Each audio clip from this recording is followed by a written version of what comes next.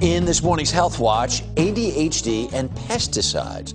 A new study links pesticide exposure to attention deficit hyperactivity disorder. In the United States, ADHD affects 4.5 million children between the ages of 5 and 17, and diagnoses have been increasing at an average of 3% per year from 1997 to 2006. Here with more on this new study is our Dr. Jennifer Ashton. Good morning. Good morning, Harry. What's this study about?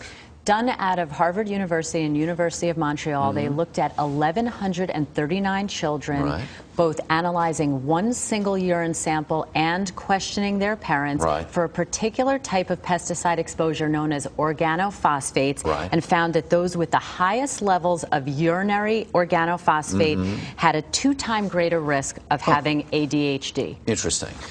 Now, it was just very specific in terms of the testing. There was no control group versus... That's correct, and it did not show cause and effect. It was just an association. So they were found in the same place at the same time, which raised people's interest, clearly. Exactly. Now, we know that there are probably many things that go into causing ADHD, and it could be genetic components, it could be environmental. Some people have even theorized that there's a nutritional aspect. So again, this is not the whole equation here. This is potentially one piece of the puzzle. Right, and once again, to emphasize, this study didn't say, here's a cause, here's an effect. That's correct. So wipe that out of your brain. Absolutely correct. That's one that you're thinking about. But there is the possibility of this linkage. What else if we're learning that today, what should we be taking away? Well, one of the things also, Harry, that's really coming more to the forefront in terms of neurologic development of children is that children might be more sensitive or delicate to certain types of environmental exposures because their brain is changing rapidly when they're younger,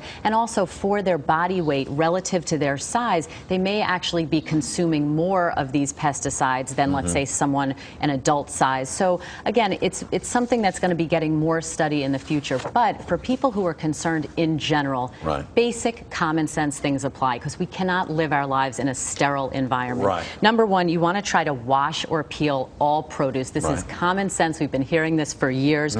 Try organic foods. There's a possibility those could be safer, both fresh and frozen. And also, obviously, read the labels. You always want to know what you're putting into your body, what you're giving your children, and recognize that this is just one piece of the puzzle. It's not the whole picture. All right, Dr. Ashton, thank you very, very much. You bet.